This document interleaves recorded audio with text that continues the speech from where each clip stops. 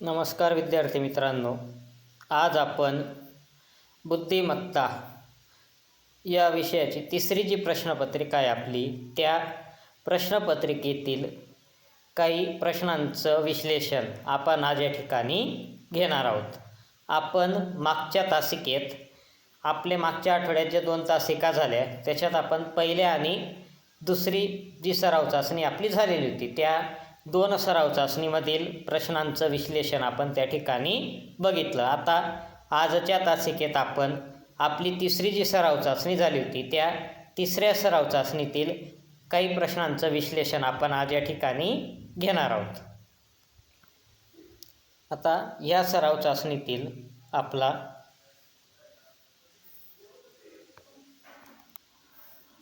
प्रश्न जो आहे, पहिला प्रश्न वाचतो की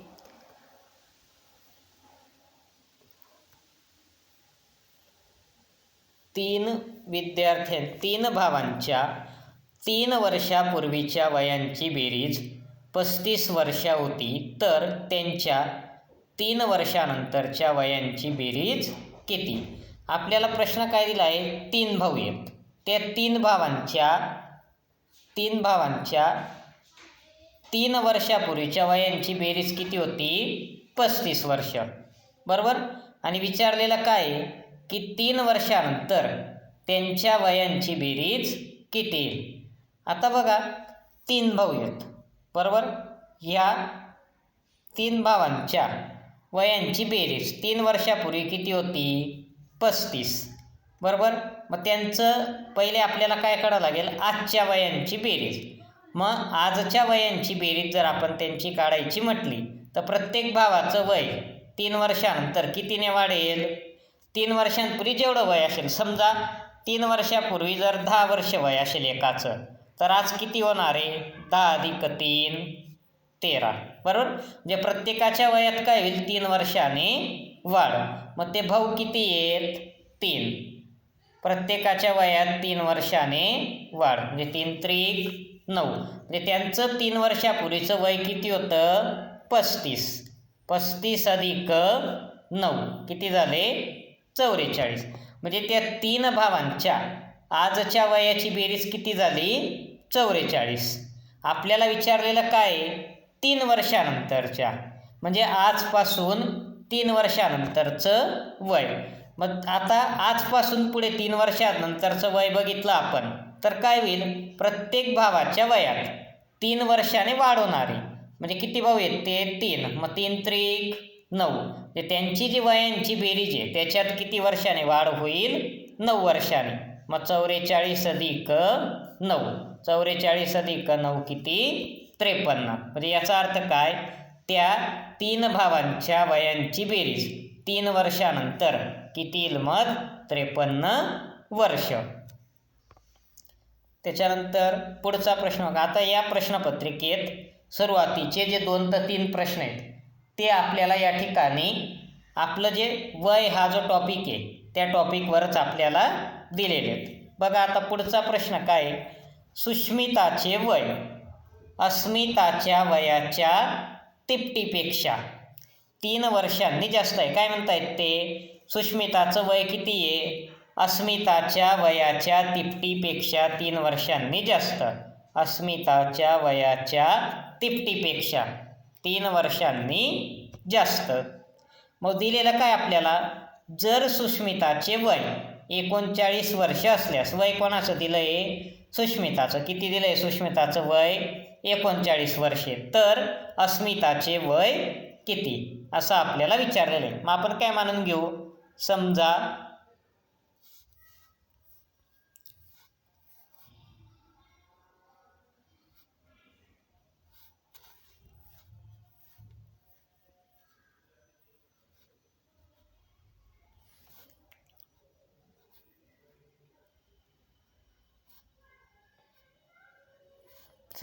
अस्मिताचं वय असेल x. किती असेल? x वर्ष. दिलेलं काय त्यांनी? सुष्मिताचं वय किती आहे? अस्मिताच्या वयाच्या तिपटीपेक्षा. आता अस्मिताचं वय किती आहे? x. याची तिप्पट किती येईल? 3x. तिपटीपेक्षा 3 वर्षांनी जास्त. एवढं वय कोणाचं आहे? सुष्मिताचं. आणि मग सुष्मिताचं वय किती दिलं आहे आपल्याला? 39. म्हणजे काय मिळालं आपल्याला? 3x अधिक 3 बरोबर 39. आता हा 3 अधिक आहे, इकडे येताना काय होईल? वजा. म्हणजे काय मिळालं आपल्याला? 3x बरोबर 39 वजा 3. 39 मधून 3 वजा केले तर किती येतात? 36. मग 3x बरोबर काय झाला? 36. आता हा 3 गुणिले इकडे येताना भागिले, मग x बरोबर काय झालं? 36 भागिले 3. आणि 36 भागिले 3 किती येतो? 12. म्हणजे याचा अर्थ अस्मिताचं आजचं वय किती झालं? 12 वर्ष. म्हणजे आपलं उत्तर काय येणार आहे? पर्याय क्रमांक 1.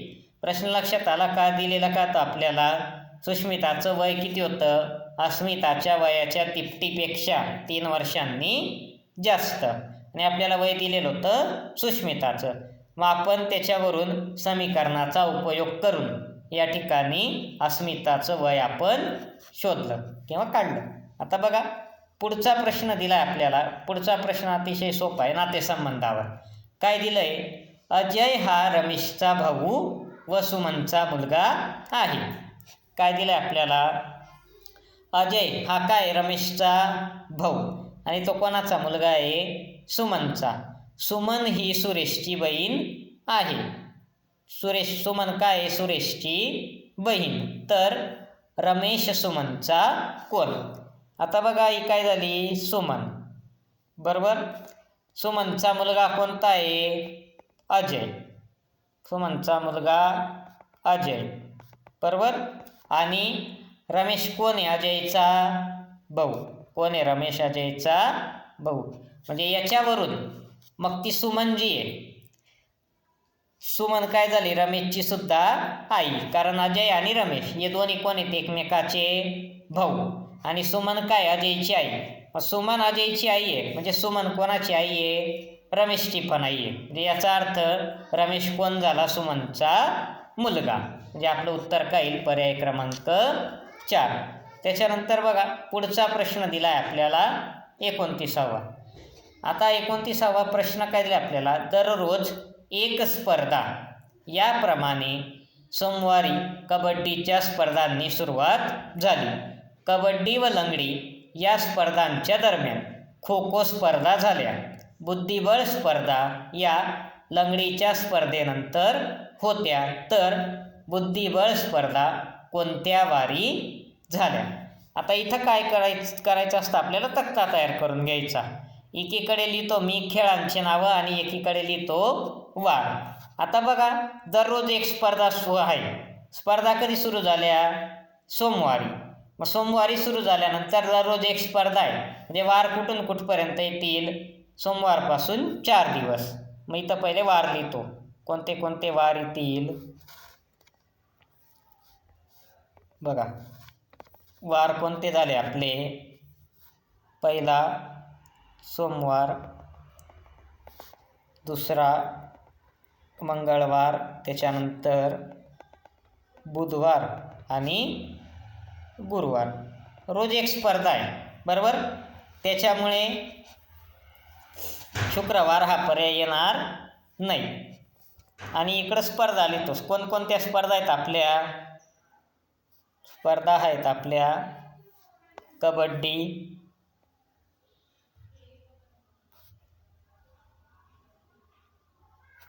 नंतर लंगडी,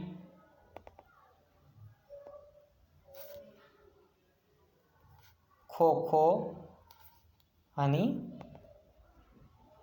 बुद्धिबळ बरोबर. आता बघा याच्यात सोमवारी कोणत्या स्पर्धा झाल्या? कबड्डीच्या.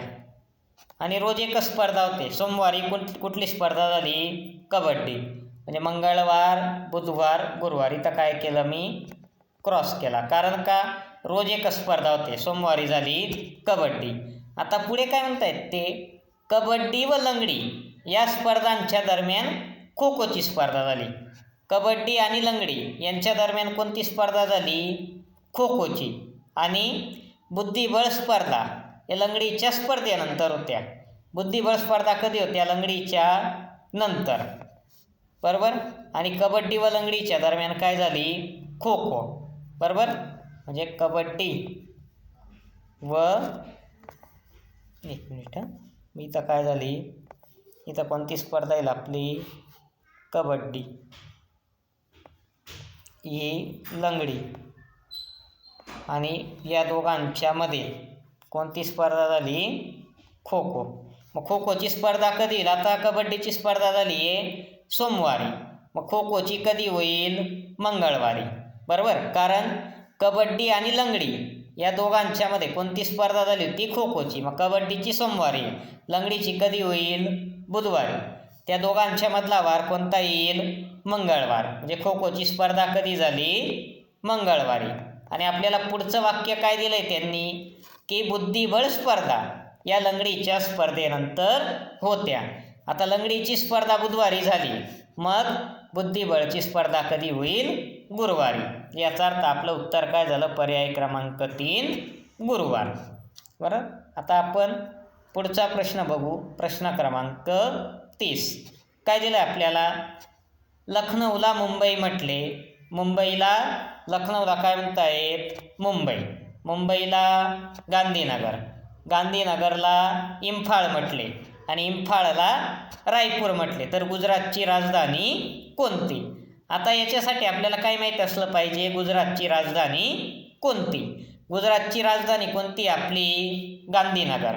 आणि इथं गांधीनगरला काय म्हटलंय त्यांनी? इम्फाळ. याचा अर्थ आपलं उत्तर काय येईल? पर्याय क्रमांक 2 इम्फाळ. बघा पुढचा प्रश्न दिलाय आपल्याला. खालील आकृतीत एकूण किती त्रिकोण आहेत? आता त्रिकोण मोजण्यासाठी या ठिकाणी काय करायचं असतं? आपल्याला भाग मोजायचे असतात. इथं किती भाग आहेत? आता बघा इथं किती भाग दिसत आहेत. हा पहिला भाग, हा दुसरा भाग, आणि हा तिसरा भाग. जर 3 भाग झालेले असतील तर या ठिकाणी त्रिकोणांची संख्या येते 13. आता कशी 13 येते ते सांगतो तुम्हाला. बघा हे 3 भाग झाले. आपण काय करतो? पाया पकडतो, आणि पाया घेतल्यानंतर त्याच्यात किती त्रिकोण तयार झाले ती संख्या लिहितो. आता इथं पायामध्ये किती भाग पडले? 3. 1 2 3, बरोबर. त्याच्यानंतर हा वरचा भाग, इथं 1 2 आणि हा 1. पहिले काय करतो? या सर्वांची बेरीज. किती यांची बेरीज? 1 अधिक 2 अधिक 3 अधिक 1 अधिक 2 अधिक 1. किती झाली बेरीज? 1 अधिक 2 3, 3 अधिक 3 6, 6 अधिक 1 7, 7 अधिक 2 9, 9 अधिक 1 10. हे झाले 10. आणि हे जे मधले त्रिकोण आहेत, हा 1, हा 2 आणि हा 3, 10 अधिक 3 असे किती त्रिकोण तयार होतात? तिथं 13. म्हणजे आपलं उत्तर काय येणार आहे? पर्याय क्रमांक 3. आता जर 4 भाग होत असतील, आता इथं किती भाग दिले होते आपल्याला? 3 भाग असतील तर त्यावेळेस किती त्रिकोण तयार होतात? 13. अधिक माहितीसाठी तुम्ही लक्षात ठेवायचं, जर 4 भाग होत असतील तर 4 भाग होत असताना त्या ठिकाणी त्रिकोण तयार होतात 27. आणि जर 5 भाग होत असतील, हे जसे मी भाग तुम्हाला लिहून दाखवले. भाग कसे लिहिले ते आपण? हा पहिला भाग, हा दुसरा भाग आणि हा तिसरा भाग. मग 3 भाग असतील तर किती त्रिकोण तयार होतात? 13. 4 भाग असतील तर 27. आणि समजा जर 5 भाग तयार होत असतील तर त्यावेळेस 48 त्रिकोण त्या ठिकाणी तयार होतात. हे तुम्ही अधिक माहितीसाठी त्या ठिकाणी लक्षात ठेवायचं आहे. कारण परीक्षेला आपल्याला 3च भाग दिलेले असतील असं नाही. कदाचित आपल्याला 4 भाग किंवा 5 भाग सुद्धा दिलेले असू शकतात. त्याच्यामुळे तुम्ही अधिक माहितीसाठी लक्षात ठेवायचं आहे. आता पुढचा प्रश्न बघू आपण. पुढचा प्रश्न काय दिला आपल्याला? प्रश्नाकृतीची आरशातील प्रतिमा पर्यायातून निवडा. आपल्या प्रश्नपत्रिकेत म्हणजे तुमची जी एक्झाम होईल पुढच्या महिन्यात, त्या एक्झाममध्ये आरशाची प्रतिमा आणि जलप्रतिमा याच्यावर आपल्याला प्रश्न असतोच. त्याच्यामुळे ह्या प्रश्नांचा सराव तुमचा जास्तीत जास्त त्या ठिकाणी असला पाहिजे. आपले हक्काचे मार्क असतात, या ठिकाणी तुमचे मार्क जायला नकोत. आता इथं बघा, आपल्याला ह्या प्रश्न आकृतीची आरशातील प्रतिमा आपल्याला विचारलेली आहे. मग आरशातील प्रतिमेमध्ये काय होतं, डावी बाजू कुठे येते, उजवीकडे, आणि उजवी बाजू डावीकडे. तर हा जो त्रिकोण आहे हा कसा होईल, या पद्धतीने उलट होईल. बरोबर,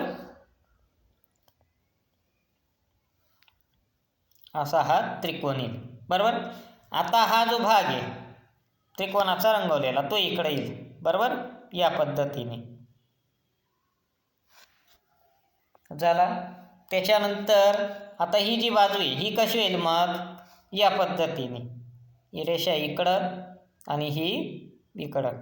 भरीव गोल समोरच्या बाजूला आहे तो इकडच्या बाजूला होईल. बरोबर, आणि इथं काय येईल, हा बाण या पद्धतीने.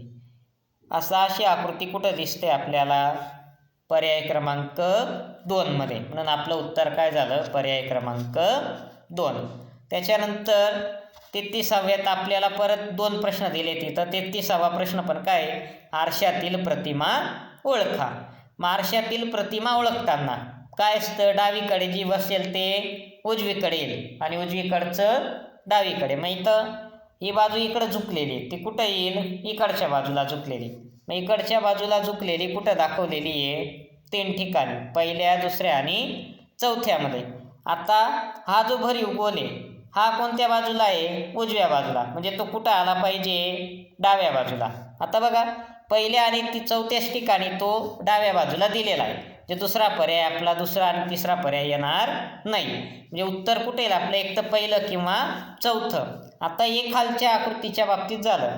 आता वरती जे दिलेलं आहे आपल्याला त्याची पण दिशा काय होईल, त्या ठिकाणी बदलेल. मग त्याची दिशा बदलताना, बरोबर, तर ती जी दिशा बदलेल मग त्याची आता बघा, पहिल्या आकृतीत काय दिलं आपल्याला, वरचा भाग जसाच तसा देऊन टाकलेला आहे. बरोबर, पण तो जसाच तसा राहतो का, नाही. जशी खालच्या याची दिशा बदलली आहे, तो डावीकडच्या ऐवजी उजवीकडे झुकलेला आहे, तसंच वरचा जो भाग आहे त्याची सुद्धा दिशा त्या ठिकाणी बदलणार आहे. इकडं जो तो उजवीकडे वळलेला दाखवलेला आहे तो कुठे वळेल, डावीकडे. म्हणून आपला पहिला पर्याय येणार नाही. म्हणून आपलं उत्तर काय येईल, पर्याय क्रमांक 4.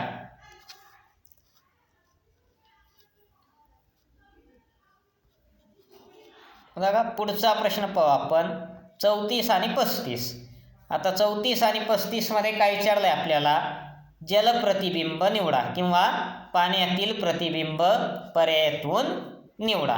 आता जसं आपण बघितलं, आरशातील प्रतिमेत काय होतं, डावी बाजू असेल ती आपल्याला आरशात उजवीकडे दिसते आणि उजवी बाजू कुठं दिसते, डावीकडे. पण मग आणि जलप्रतिबिंब किंवा पाण्यातील प्रतिबिंबात काय होतं, खालची बाजू कुठं दिसते, वरती, आणि वरची बाजू खाली. त्यांची दिशा बदलत नाही. बरोबर, आता इथं बघा, या आकृतीचं पाण्यातलं जे प्रतिबिंब दिसेल त्याच्यात हा जो चेहरा दाखवला आहे माणसाचा तो काय होईल, उलट. आता उलट चेहरा जो दाखवला आहे, बरोबर, चौथ्यामध्ये काय सरळ चेहरा दाखवला आहे, म्हणून आपला चौथा पर्याय येणार नाही, तो कट झाला.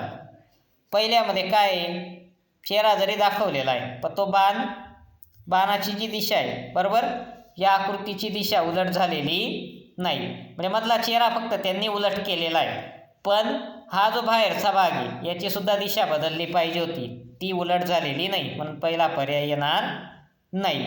आणि दुसऱ्यामध्ये पण काय झालं आहे, ते उलट करताना, बरोबर, तर आता बघा दुसऱ्यात हा जो बाण आहे या बाणाची पोझिशन त्यांनी चेंज केलेली आहे. बरोबर, त्या बाणाची पोझिशन इथली, बरोबर, ती कुठं आली पाहिजे होती, उलट झाल्यानंतर उजव्या बाजूलाच पाहिजे होती. कारण पाण्यातल्या प्रतिमेमध्ये दिशा बदलत नाही, फक्त काय होतं, उलट होतं. इथं हा बाण प्रश्न आकृतीत कोणत्या बाजूला आहे, खालच्या इथं उजव्या बाजूला. बरोबर, त्यांनी दुसऱ्या आकृतीत तो कुठं दिलेला आहे, वरच्या बाजूला आणि डावीकडे. म्हणून हे उत्तर येणार नाही. तो जाईल कुठं? वरच्या बाजूलाच जाईल, पण कुठं असला पाहिजे होता तो? उजवीकडेच. देताना कुठं दिलाय तो? डावीकडे. म्हणून आपलं उत्तर हे दुसरा पर्याय येणार नाही. म्हणून आपलं उत्तर काय येईल? पर्याय क्रमांक 3. त्याच्यानंतर आता बघा पुढचा जो प्रश्न दिला आहे 35वा. पुढचा प्रश्नसुद्धा कशावर दिलेला आहे आपल्याला? जलप्रतिबिंबच त्या ठिकाणी आपल्याला ओळखायचं आहे. आता इथं पण काय येईल? प्रश्न आकृती आपली उलट होईल. बरोबर. आता उलट झाल्यानंतर त्या ठिकाणी बघा तिसऱ्या पर्यायात हा भरीव गोलवरती देऊन टाकला आहे, म्हणून तिसरा पर्याय येणार नाही. मग आता उलट केल्यानंतर हा भाग वरती जाईल. आता उरलेल्या 3 ठिकाणी तो भाग दिलेला आहे वरती, पहिल्या, दुसऱ्या आणि चौथ्या ठिकाणी. बरोबर. त्याच्यानंतर उलट झाल्यावर ही जी बाजू आहे ही कुठं असली पाहिजे होती? डावीकडेच. ते इथं कुठं दिली आहे?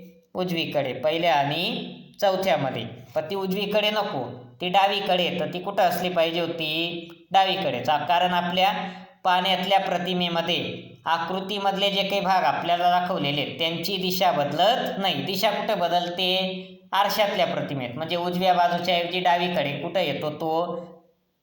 इथं आरशातल्या प्रतिमेत. पाण्यातल्या प्रतिमेत फक्त उलट दिसते, खालची बाजू वरती, वरची बाजू खाली.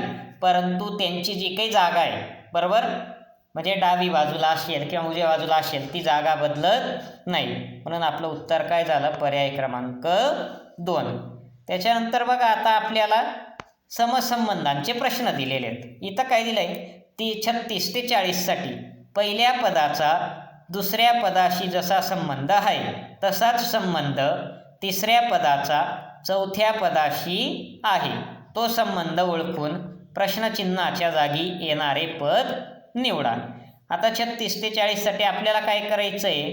पहिल्या आणि दुसऱ्या पदाचा जो संबंध आहे तसाच संबंध तिसऱ्या पदाचा कोणाशी आहे? चौथ्या पदाशी. तर तो संबंध ओळखून आपल्याला प्रश्नचिन्हाच्या जागी येणारं पद निवडायचं आहे. आता बघा 36वा प्रश्न काय? वरिष्ठ. वरिष्ठाला काय दिलंय त्यांनी? कनिष्ठ. मग तसं गुरुला काय येईल? शिष्य. हे काही जास्ती विचार करण्यासारखा प्रश्न नाही.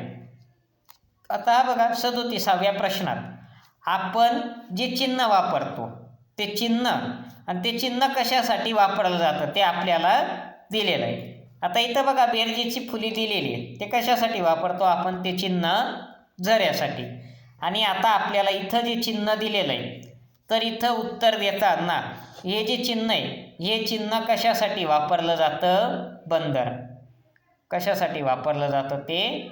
बंदर.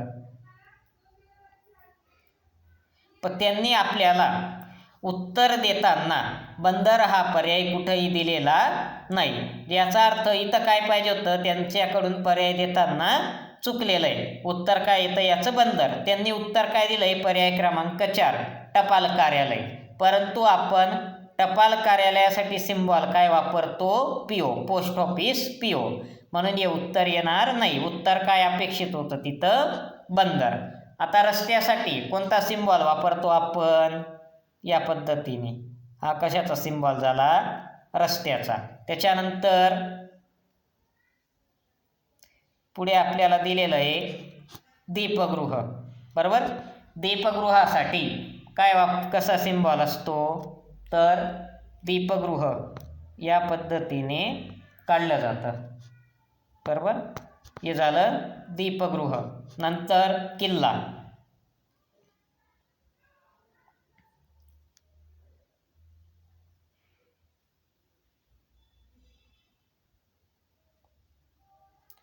या पद्धतीचा जो सिम्बॉल असतो तो कशासाठी असतो? किल्ल्यासाठी. म्हणजे या पद्धतीने आपल्याला हे सिम्बॉल त्या ठिकाणी माहीत असले तर आपल्याला हे उत्तर लिहिता येईल. याच्यासाठी काय? तुम्हाला हे सिम्बॉल, त्याच्यानंतर राजधान्या राज्यांच्या, हे जे काही गोष्टी आहेत त्या तुम्हाला माहीत असणं आवश्यक आहे. आता बघा पुढचा प्रश्न दिला आपल्याला की 257 चा संबंध कोणाशी दाखवला आहे? 348शी. मग तसं 583शी संबंधित संख्या पर्यायातून कोणती येईल ते आपल्याला विचारलेलं आहे. आता आपण या संख्यांचं निरीक्षण जर केलं तर आपल्या काय लक्षात येतं, 2 मध्ये 1 मिळवला, 2 अधिक 1 तर काय मिळतो आपल्याला हा 3, बरोबर. त्याच्यानंतर पुढे काय केलं त्यांनी, 5 मधून 1 काय केला वजा, 5 वजा 1, 5 वजा 1 किती 4, बरोबर. 5 मधून 1 काय केला वजा, म्हणजे काय मिळाला 4. त्याच्यानंतर हा 7 आहे, 7 मध्ये काय मिळवलं आहे त्यांनी 1, 7 अधिक 1 किती मिळाला 8. या पद्धतीने ही संख्या मिळवली. मग आता इथं काय आपलं म्हणजे काय केलं त्यांनी क्रमाने, पहिल्या वेळेस 1 मिळवला, दुसऱ्या वेळेस 1 कमी केला, तिसऱ्या वेळेस परत 1 मिळवला. आता 5 आहे, पहिला अंक काय आपला 5, मग 5 मध्ये काय मिळवायचा 1, 5 अधिक 1 6, बरोबर. त्याच्यानंतर दुसऱ्या वेळेस काय केलं त्यांनी, दुसऱ्या अंकामधून 1 वजा केला, मग आपला दुसरा अंक काय आहे 8, मग 8 वजा 1 7, बरोबर. तिसऱ्या वेळेस काय केलं त्यांनी, 7 मध्ये 1 मिळवला, मग आपला तिसरा अंक काय आहे 3, मग आपण काय करणार 3 मध्ये 1 मिळवणार, 3 अधिक 1 4. म्हणजे याचा अर्थ आपली संख्या कोणती मिळाली मग आपल्याला 6 7 4, म्हणजे 674. म्हणजे आपलं उत्तर काय येईल मग, पर्याय क्रमांक 2 674, बरोबर. याच्यानंतर बघा आता तिसरा प्रश्न दिला, पुढचा प्रश्न 39वा काय आपला 11. 11चा समसंबंध कोणाशी जोडलाय त्यांनी 132. तर 15शी संबंधित असणारी संख्या आपल्याला पर्यायातून निवडायची. आता 11 आणि 132चा काय संबंध आहे ते बघू. आपण जर 11चा वर्ग केला, बरोबर, काय केलं 11चा वर्ग, 11चा वर्ग, मग 11चा वर्ग किती येतो 121. इथं दिलेलं काय 132, मग ते 121 मध्ये जर आपण 11 मिळवले तर किती येतं 132. याचा अर्थ इथं संबंध काय आहे, जी संख्या आपल्याला दिलेली त्या संख्येचा काय करायचा वर्ग, आणि त्याच्यामध्ये काय मिळवायची परत तीच संख्या त्या ठिकाणी मिळवायची, बरोबर. मग आता आपल्याला पुढे दिलेलं काय आहे 15, मग काय करणार आपण 15चा वर्ग, आणि काय केलं तर त्याच्यात परत किती मिळवला होता 15, तीच संख्या, बरोबर. 15चा वर्ग, 15चा वर्ग किती येतो 225, किती येतो 225 अधिक 15, मग 225 मध्ये 15 मिळवले तर किती येतं उत्तर 240. म्हणजे आपलं उत्तर काय येईल पर्याय क्रमांक 4 240. त्याच्यानंतर पुढचा प्रश्न बघू मग आपण आता 40वा. बघा 40व्या प्रश्नात काय आपल्याला 2 त्रिकोण दिलेले आहेत, बरोबर. एक मोठा त्रिकोण दिलाय आणि दुसरा लहान त्रिकोण दिलाय, आणि त्याच्या संबंधित असणारी जी आकृती आपल्याला दिलेली आहे पुढे, त्याच्यात काय केलंय त्यांनी त्रिकोणामध्ये काय काढलेलं आहे त्रिकोण, बरोबर. मग तसं आपल्याला तर तिसरी आकृती काय दिली आहे, एक मोठं वर्तुळ आहे आणि त्याच्या शेजारी काय दिलेलं आहे छोटं वर्तुळ, बरोबर. मग आपलं उत्तर येताना आपली जी आकृती येईल ती कशी येईल, हे मोठं वर्तुळ बाहेर आणि त्याच्यामध्ये छोटं वर्तुळ, पण त्यांनी ते छोटं वर्तुळ आता इकडं काढताना बघा हा छोटा त्रिकोण कुठे काढलाय त्यांनी, त्या त्रिकोणाच्याच पायाला लागून. मग इथं हे वर्तुळ कुठं येईल, या वर्तुळाच्या कडेला लागून. अशी आकृती कुठं दिसते आपल्याला पर्याय क्रमांक 2 मध्ये, म्हणून आपलं उत्तर काय येईल पर्याय क्रमांक 2. आता पुढचा प्रश्न जो आहे 41 आणि 42. 41 आणि 42 साठी काय दिले आपल्याला, प्रश्न आकृतीसारखी तंतोतंत दिसणारी आकृती पर्यायातून निवडा. जे आपल्याला प्रश्न आकृतीसारखी तंतोतंत आकृती त्या ठिकाणी निवडायची. आता याच्यासाठी आपलं ऑब्झर्वेशन हे कीन असलं पाहिजे, म्हणजे काय तर अतिशय सूक्ष्म निरीक्षण आपलं असलं पाहिजे. कारण पर्याय देताना आपण ज्यावेळेस त्या पर्यायांकडे बघतो तर सुरुवातीला बघत असताना आपल्याला त्या चारही आकृत्या सारख्याच वाटतात, म्हणजे आपल्याला प्रश्न आकृती जी दिली त्याचप्रमाणे त्या चारही आकृत्या आपल्याला दिसतात, परंतु तसं नसतं. त्या आकृत्यांमध्ये मायनॉर काहीतरी फरक त्या ठिकाणी दिलेला असतो, म्हणून आपल्याला प्रश्न आकृतीसारखीच तंतोतंत जुळणारी आकृती आपल्याला शोधायची असते. आता बघा आपण इथं बघू. आता या ठिकाणी बघा, हा जो भाग आहे एक वरच्या बाजूला आहे आणि एक खालच्या बाजूला आहे. परत पहिल्या आकृतीत जर आपण बघितलं तर दोघांचं तोंड कुठं आहे, दोन्ही कुठं दाखवले, एकाच दिशेने, म्हणून आपला पहिला पर्याय येणार नाही. तिसऱ्या पर्यायात काय केलंय, दोन्ही कुठं दाखवलेत, खालच्या दिशेने, म्हणून तिसरा पर्याय पण येणार नाही. चौथ्या पर्यायात ते काय केलेत, याला जॉईन करून दिलेत. चौथी आकृती तर पूर्णच वेगळी आहे, म्हणून चौथा पर्याय पण येणार नाही. मग आपलं उत्तर काय झालं, पर्याय क्रमांक 2.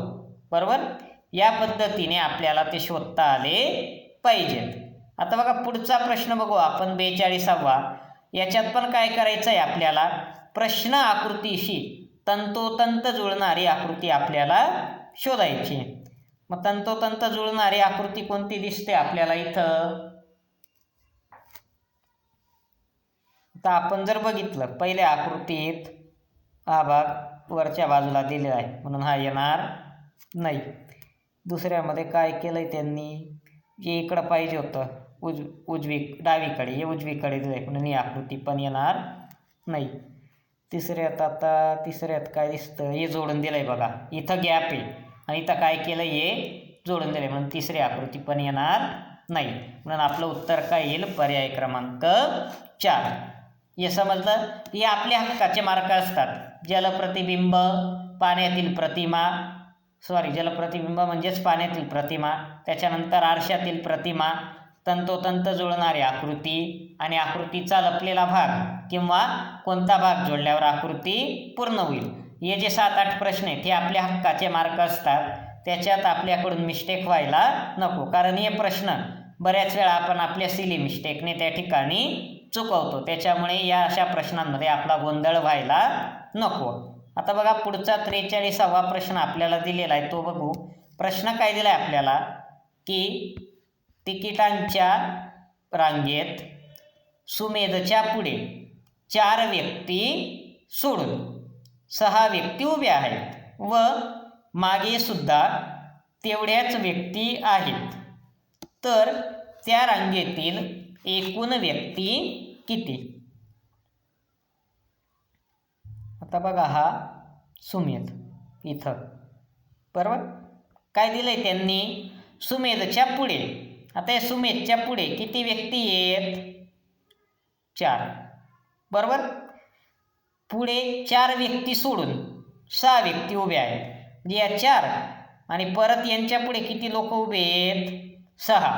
मग 6 अधिक 4 किती, 10. म्हणजे सुमेधच्या पुढे किती लोक आहेत, 10.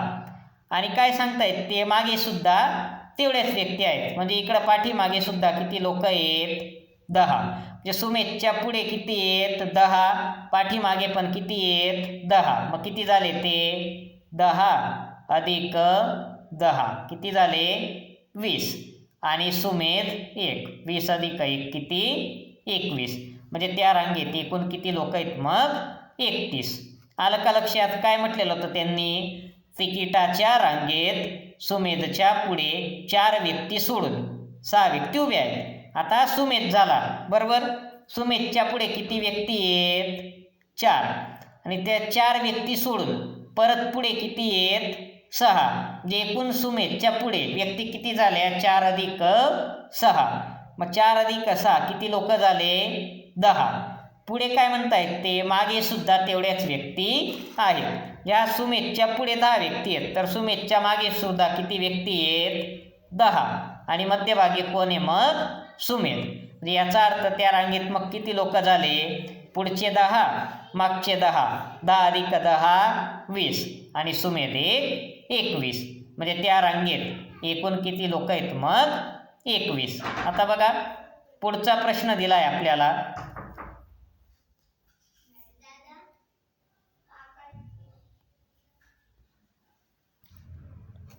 आता बघा पुढचा प्रश्न दिला आपल्याला 44वा. 20 मीटर लांब व 18 मीटर रुंद. काय दिलंय, 20 मीटर लांब व 18 मीटर रुंद आयताकृती शेताच्या कडेने दर 2 मीटर अंतरावर एक झाड, याप्रमाणे एकूण किती झाडे लागतील. प्रश्न लक्षात आला का? आपल्याला एक आयताकृती शेत दिलेलं आहे असं या पद्धतीने, बरोबर. या आयताकृती शेताची लांबी किती आहे? 20 मीटर आणि रुंदी किती दिली आहे? 18 मीटर. आपल्याला सांगितलेलं काय? दर 2 मीटर अंतरावर एक झाड लावायचं आहे. तर याप्रमाणे एकूण किती झाडं लागतील? मग याच्यासाठी आपल्याला पहिले काय काढावं लागेल? त्या आयताची काय काढायला लागेल? परिमिती, बरोबर. आता आयताची परिमिती काय येते? 2 कंसात लांबी अधिक रुंदी. काय येते आयताची परिमिती? 2 कंसात लांबी अधिक रुंदी, बरोबर. मग 2 कंसात लांबी किती दिली आपल्याला? 20 आणि रुंदी किती आहे? 18. 20 अधिक 18 38. 2 गुणिले 38 किती झाले? 76. म्हणजे एकूण त्या आयताकृतीचं क्षेत्र आपल्याला दिलेलं आहे. या त्या आयताकृती शेत त्या आयताकृती शेताची परिमिती किती झाली आपली? 76 मीटर. मग या आता प्रत्येक अंतरावर किती लावायचं आहे? 2 मीटर अंतरावर एक झाड. आपल्याला विचारलेलं काय? एकूण झाडं किती लागतील?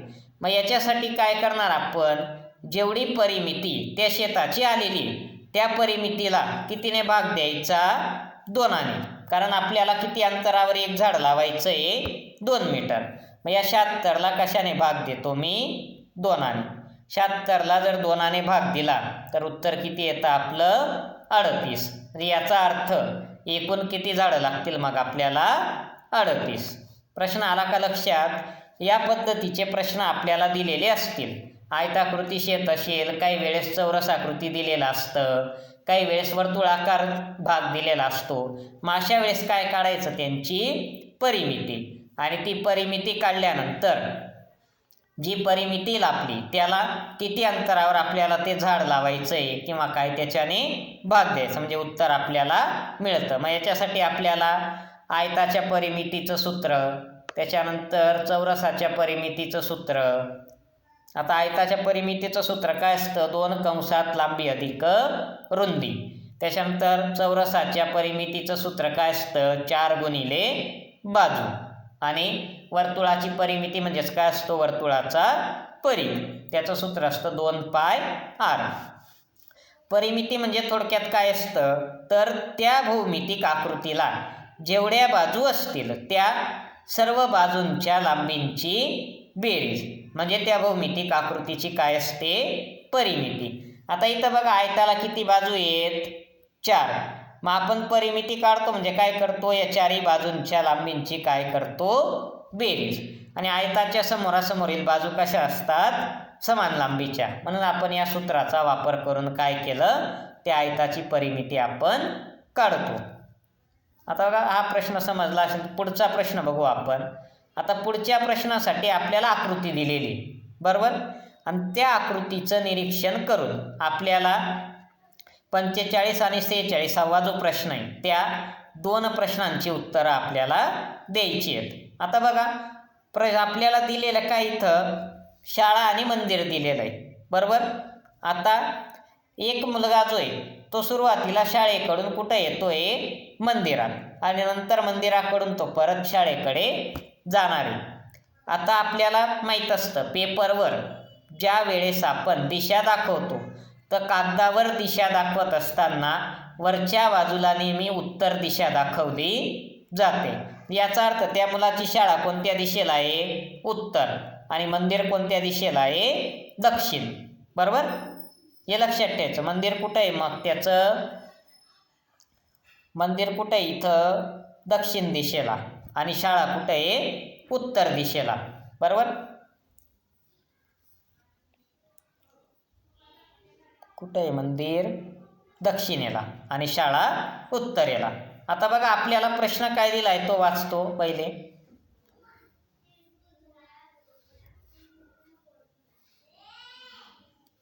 बघा प्रश्न काय दिला आपल्याला? 45वा. शाळेतून मंदिरात जाताना किती वेळा डावीकडे वळावे लागेल? कुठून कुठं जाताना? शाळेतून मंदिरात. आता ही शाळा, शाळेतून मंदिरात जाताना किती वेळा डावीकडे वळावे लागेल? आता किती वेळा डावीकडे वळावे लागेल हे आपल्याला काढायचं आहे. आता बघा त्याचं तोंड इकडं होतं, इथून कुठं आला तो या बाजूने येईल आता, बरोबर. आपल्याला काय काढायचं आहे, तो डावीकडे किती वेळा वळला, इकडून निघाला, बरोबर. आता वळालेला कुठं आहे तो, इथं या बाजूला. त्याचं तोंड कुठं आहे आता, पूर्वेकडे, बरोबर.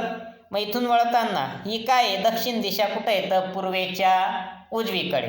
जे इथं जो तो वळाला आहे ही कोणती बाजू आहे, उजवी. आपल्याला विचारलेली कोणती आहे, डावी, बरोबर. आता इकडं आला तो, म्हणजे त्याचं तोंड कुठं झालं, दक्षिण दिशेला, बरोबर. इथून कुठं आला तो, इकडं खाली, म्हणजे इथं. आता बघा या ठिकाणी आल्यानंतर आता त्याचं तोंड कुठं गेलं, पश्चिमेकडे.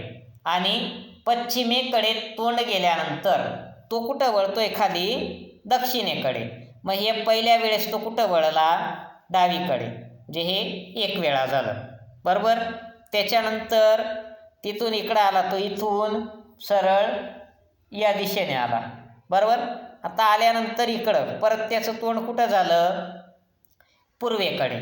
आता इथून तो कुठं वळतोय, वरच्या बाजूला, म्हणजे दक्षिणेकडे. जे दुसऱ्या वेळेस तो कुठं वळला, डावीकडे. आपल्याला किती वेळा वळला एकूण ते मोजायचं आहे. आत्तापर्यंत किती झाले, 2 वेळा. आता इथं आला तो, इथं त्याचं तोंड कुठं झालं, उत्तरेकडे. इथून परत कुठं वळला तो, पूर्वेकडे.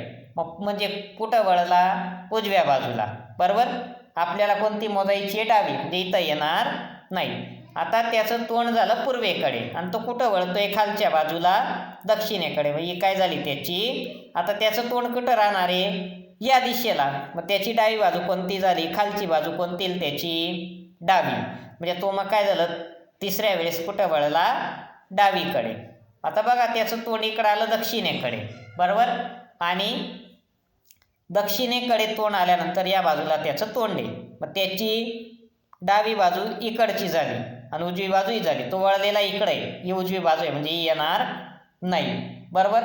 मग इथून परत आता इकडं त्याचं तोंड होतं पश्चिमेकडे, इथं आल्यानंतर इकडं, बरोबर.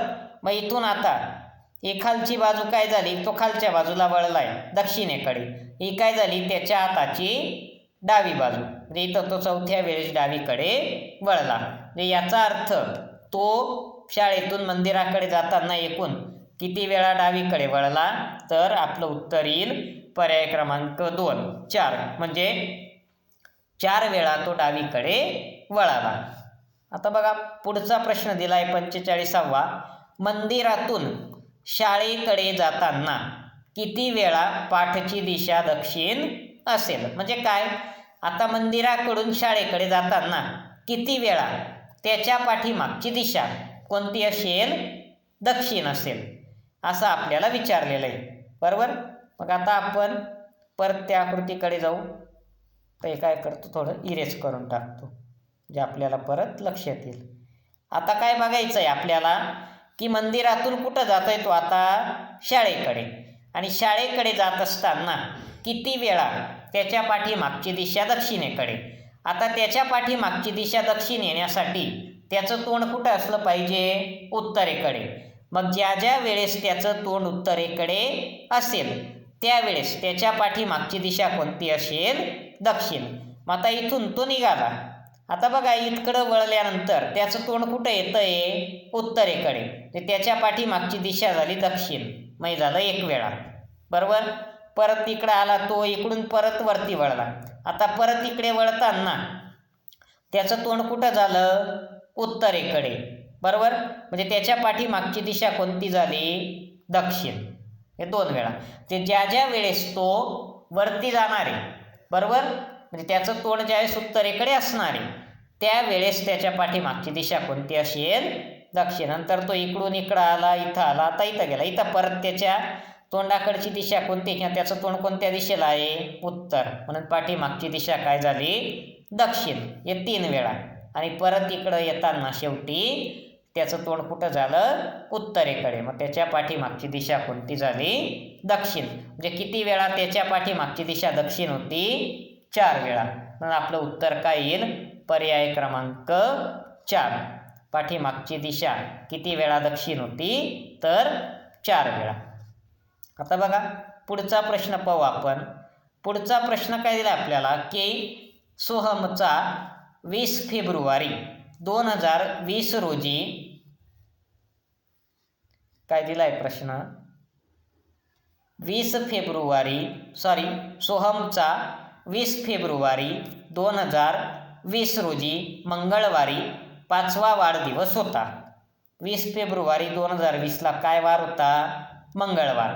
त्याचा वाढदिवस कितवा होता त्या दिवशी? 5वा. तर त्याच्या 10व्या वाढदिवसाचा वार कोणता? म्हणजे काय? 10व्या वाढदिवसाचा वार आपल्याला विचारलेला आहे. आता आपण जनरली एखाद्या वर्षात आज 20 फेब्रुवारी आहे आणि पुढच्या वर्षाच्या 20 फेब्रुवारीला वार कितीने पुढे जातो? 1ने. म्हणजे आज 20 तारखेला या वर्षी 2026मध्ये आजच्या दिवशी बुधवार असेल तर पुढच्या वर्षी 14 तारखेला काय वार येईल? गुरुवार. म्हणजे वार कितीने पुढे जातो? 1ने. परंतु लीप वर्षाच्या बाबतीत वार कितीने पुढे जातो? 2ने. म्हणजे जर 2026 हे लीप वर्ष राहिलं असतं तर पुढच्या वर्षी 14 तारखेला वार किती आला असता? 2ने पुढे. म्हणजे या वर्षी बुधवार आहे तर पुढच्या वर्षी काय आला असता? शुक्रवार. म्हणजे याचा अर्थ काय? जर आपलं लीप वर्ष नसेल तर त्याच तारखेला वार काय होतो? पुढच्या वर्षी 1ने पुढे जातो. पण लीप वर्ष असेल तर वार कितीने पुढे जातो? 2ने. आता बघा 20 फेब्रुवारी 2020. आता 2020 हे कोणतं वर्ष आहे? लीप. कोणतं वर्ष आहे? लीप.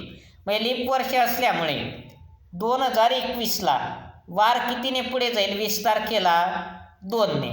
मंगळवार, बुधवार, गुरुवार. म्हणजे 2021ला त्याचा वाढदिवस कोणत्या दिवशी येईल? गुरुवारी. आणि 2021ला कितवा वाढदिवस येईल त्याचा? 6वा. आपल्याला विचारलेला कितवा आहे? 10वा. मग 7वा वाढदिवस कधी येईल त्याचा? 2022ला. आता 2021 हे लीप वर्ष नसल्यामुळे वार कितीने पुढे जाईल? 1ने. म्हणजे काय झाला? शुक्रवार. 8वा वाढदिवस येईल त्याचा 2023ला. 2023. आता 2022 सुद्धा लीप वर्ष नाही म्हणून वार फक्त 1नेच पुढे जाईल. मग काय येईल? पुढचा वार शुक्रवारच्या पुढचा शनिवार.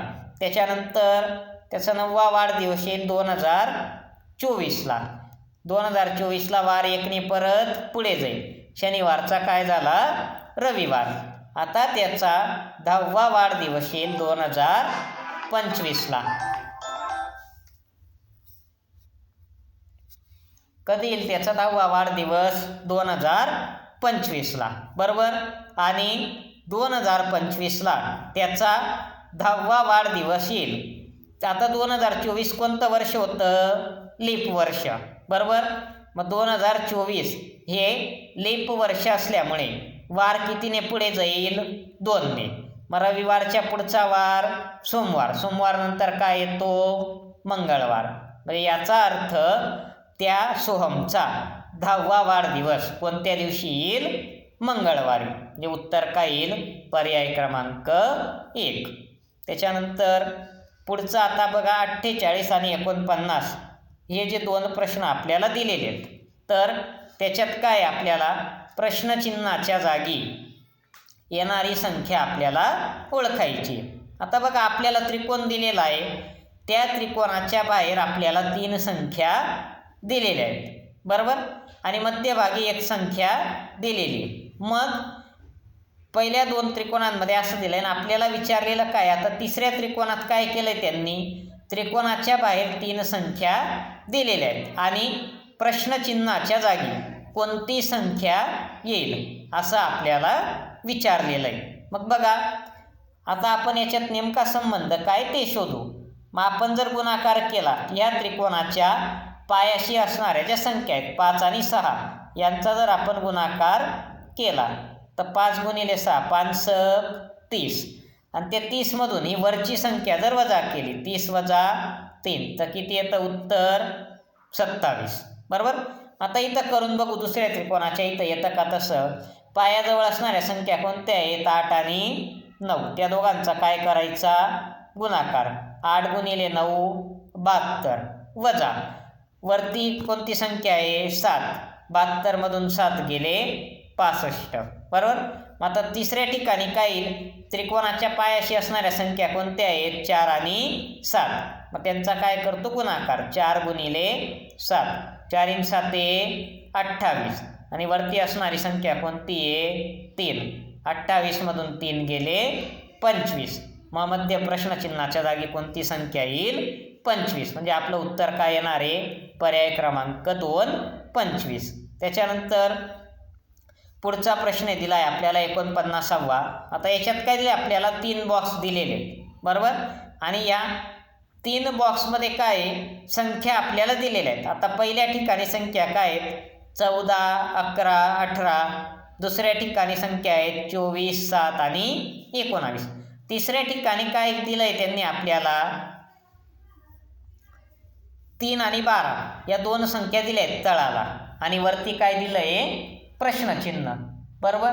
मग आता या ठिकाणी काय येईल ते बघू. संबंध कसा इथं पायाला असणाऱ्या ज्या संख्या आहेत खाली त्यांची काय करायची वजाबाकी.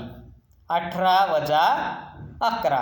18 मधून 11 गेले 7 आणि त्या 7ला काय करायचं 2 ने गुणायचं. 7 दुने 14. बरोबर.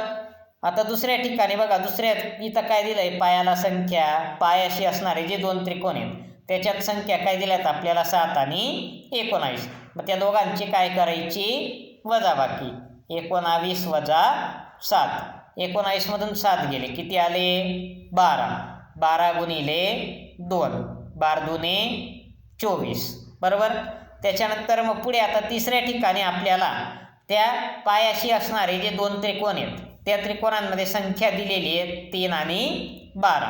मग 12 मधून 3 काय करतो वजा. 12 मधून 3 गेले 9. याला कशाने गुणत होतो आपण 2 ने. 9 गुणिले 2. 9 गुणिले 2 किती होतात 18. म्हणजे आपलं उत्तर काय येईल 18. म्हणजे याचा अर्थ प्रश्नचिन्हाच्या जागी काय येणार आहे आपलं उत्तर पर्याय क्रमांक 4 18. आता बघा आपल्याला पुढचे जे प्रश्न दिलेले आहेत 50 पासून 54 पर्यंत त्याच्यात काय दिलेलं आहे दिलेल्या 3 पदांमुळे त्यांचा एक गट तयार होतो. या गटात बसणारे पद पर्यायातून निवडा. आता आपल्याला 50व्या प्रश्नात 3 शब्द दिले आहेत लांडोर कवयित्री विधवा आणि पर्याय दिले आहेत गवळी येडका चिमणी आणि जनक. आता हे जे 3 आपल्याला शब्द दिलेले आहेत लांडोर कवयित्री आणि विधवा हे तिन्ही शब्द कसे आहेत स्त्रीलिंगी. कोणते शब्द आहेत ते स्त्रीलिंगी. मग आपल्याला पर्यायातून सुद्धा काय स्त्रीलिंगी शब्द त्या ठिकाणी निवडायचा आहे. मग दिलेल्या पर्यायांमध्ये स्त्रीलिंगी शब्द कोणता आहे चिमणी. म्हणून आपलं उत्तर काय लिहितं पर्याय क्रमांक 3 चिमणी. त्याच्यानंतर पुढचा प्रश्न बघा 51वा. तिथं शब्द काय दिले आहेत म्हैस माणूस ससा. मग आता म्हैस माणूस आणि ससा हे तिन्ही काय करतात पिलांना जन्म देतात. काय करतात पिलांना जन्म देतात. बरोबर. म्हणजे हे शब्द हे शब्द जे आहेत कशाचा गट आहे पिलांना जन्म देणाऱ्या प्राण्यांचा गट. मग खाली जे आपल्याला प्राण्यांचे नावं दिलेले आहेत कोंबडी कुत्रा मासे आणि साप.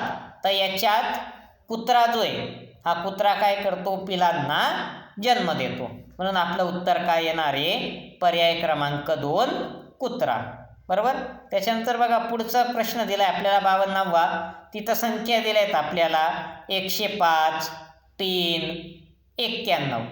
आता ह्या ज्या 3 संख्या आहेत या 3 संख्या कशा आहेत विषम त्रिकोणी संख्या. कोणत्या संख्या आहेत या विषम त्रिकोणी संख्या.